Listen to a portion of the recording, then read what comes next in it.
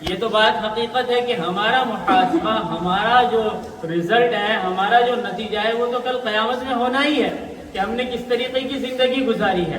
لیکن اس سے پہلے ابھی ہمارے پاس وقت ہے کہ ہم نے اپنی زندگی کس طریقے سے گزاری ہے، اس کا ذرا ہم حساب لگا لیں کہ ہماری زندگی فرما برداری میں گزر رہی ہے یا ہماری زندگی نافرمانی کے اندر گزر رہی ہے۔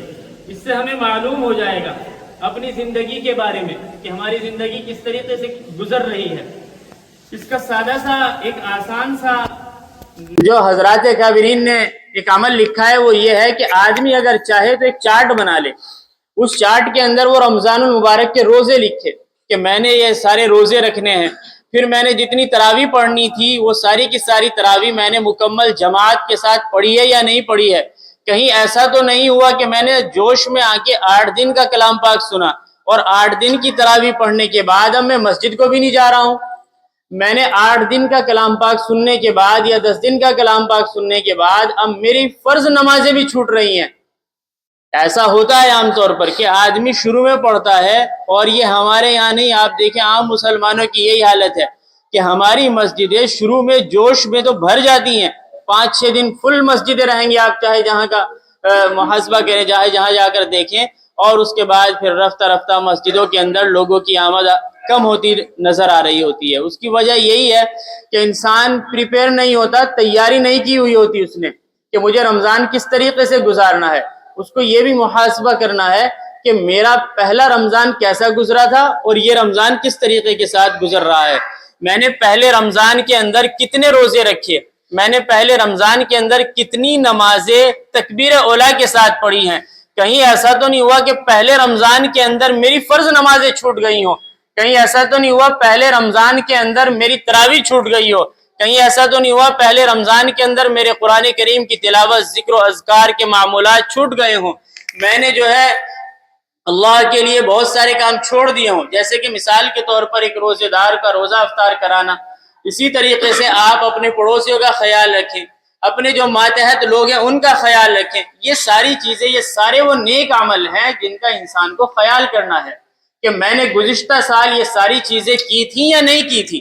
اگر نہیں کی تو اس سال پہلے ہی اپنا ذہن بنا لے کہ مجھے یہ ساری چیزیں کرنی ہیں، اور جب یہ ساری چیزیں ہم کریں گے تو اس کے ساتھ ساتھ ایک چیز اور بھی ایڈ کرنی ہے، وہ یہ ہے کہ ہم پہلے خود کو تیار کریں اور اس کے بعد پھر ایک ماحول بنائیں اپنے گھر والوں کے ساتھ کہ ان کو بھی یہ ساری چیزیں کرنی ہیں، اور گھر والوں کے بعد اپنے دوست احبابوں میں یہ ماحول بنائیں، کیونکہ آپ دیکھتے ہیں کہ کوئی بھی چیز بغیر ماحول بنائے کامیاب نہیں ہوتی ہے۔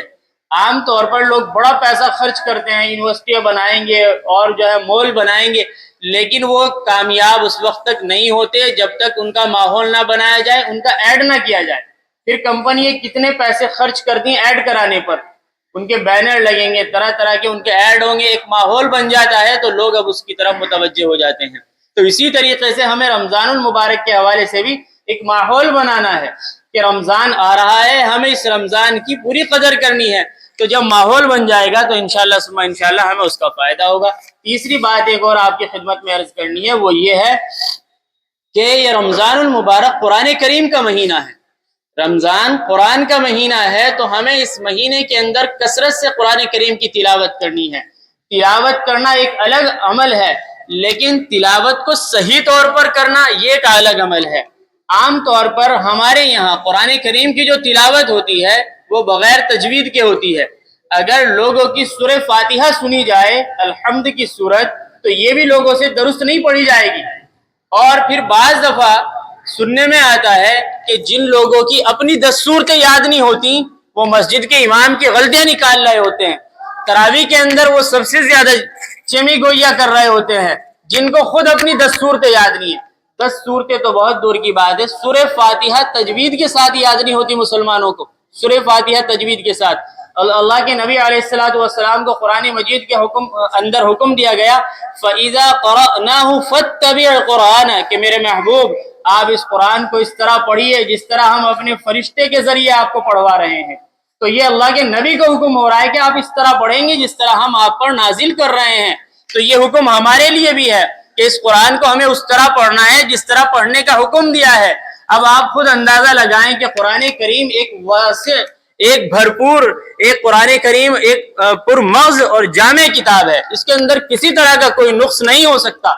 اب آپ اندازہ لگائیں کہ ہمیں اگر سین کی آواز نکالنی ہے اور ہندی اور انگلش کے اندر جب ہم اس لفظ کو ادا کرتے ہیں تو ہندی میں خالی ایسا آئے گا اور انگلش کے اندر خالی ایسا آئے گا اور یہ ساری چیزیں ادا ہو جائیں گی۔ لیکن قرآن مجید کی آپ عظمت کو سلام کریں کہ قرآن کے اندر اسی ایک آواز کو نکالنے کے لیے کئی الفاظ ہیں۔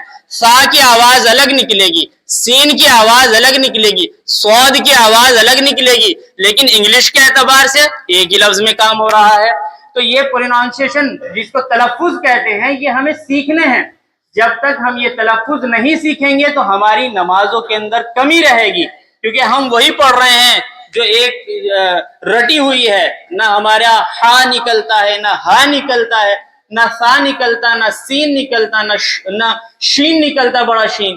تو یہ ساری کمیاں ہمارے اندر ہیں۔ تو یہ ایک موقع دیا ہے اللہ رب العزت نے کہ رمضان کے اندر ہم اپنی اس قرآن کو ٹھیک کریں۔ کم از کم اگر ہم پورا قرآن ٹھیک نہیں کر سکتے تو اتنی صورتیں تو ٹھیک کر لیں جن کو ہم نماز کے اندر پڑھتے ہیں۔ جب ہمارا قرآن ہی ٹھیک نہیں ہوگا تو آپ خود اندازہ لگائیں کہ ہماری نمازیں کیسی ہوں گی۔ تو اس لیے انشاءاللہ کوشش کریں کہ اس رمضان میں ہمیں قرآن کریم کی تلاوت بھی کرنی ہے اور قرآن کریم کو سیکھنا بھی ہے، یہ ماحول بنانا ہوگا ہمیں ابھی۔ اور آخر میں چوتھی بات ایک اور عرض کر دوں، وقت تو ہو ہی چکا۔ آخری بات، سب سے اہم بات یہ ہے کہ رمضان جب شروع ہو جائے گا تو ہمیں یہ تہیہ کرنا ہے کہ ہمیں حرام مال کا استعمال نہیں کرنا۔ اگر ہم حرام مال سے رمضان المبارک کے اندر افطار کریں گے یا اس کا ہم لباس پہنیں گے تو قرآن کریم اور اللہ کے نبی علیہ السلام کا واضح فرمان ہے کہ تمہاری کوئی عبادت قبول نہیں ہوگی، کوئی عبادت قبول نہیں ہوگی۔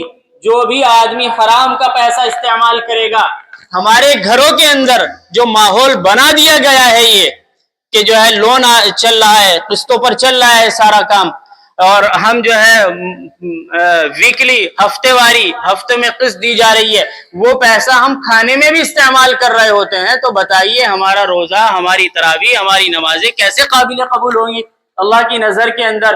تو اس لیے سب سے اہم اور سب سے لازمی ضرورت یہ بات ہے کہ ہمیں حرام پیسے سے بچنا ہے۔ اگر ہم حرام سے نہیں بچیں گے تو دن بھر بھوکے رہیں گے، فائدہ کچھ نہیں ہوگا اگر حرام مال سے افطار کریں گے۔ یہ لازم اور ضروری، یہ سب سے اہم بات ہے۔ اللہ کے نبی علیہ السلام کے فرمان کے مطابق ہمیں اس پر ضرور عمل کرنا ہے۔ یہ جو پورا مہینہ ہے، اس مہینے کے اندر جو ہم عبادتیں کرتے ہیں اس کا رزلٹ یہ تو آتا ہے لعلکم تتقون، تاکہ مسلمان متقی بن جائے کہ اللہ کا حکم ہے روزہ رکھو، اس کے بعد پانی پینا ہمارے لیے حرام ہو جاتا ہے۔ حالانکہ افطار کے بعد پانی پینا جائز ہے، لیکن وہ اللہ کا حکم مان رہے ہیں تو جو جائز چیزیں ہیں وہ بھی ہم نے اپنے اوپر اب ناجائز کر لی۔ ہم کھا نہیں سکتے، پی نہیں سکتے، ہم اور کچھ نہیں کر سکتے جو عام حالت کے اندر کرنے کی اجازت ہوتی ہے۔ تو یہ اللہ کا حکم مان کر لعلکم تتقون متقی بن گئے ہیں۔ تو اس لیے یہ جو 4-5 باتیں میں نے آپ کی خدمت میں عرض کی تھی، اللہ رب العزت ہم تمام کو اس پر عمل کی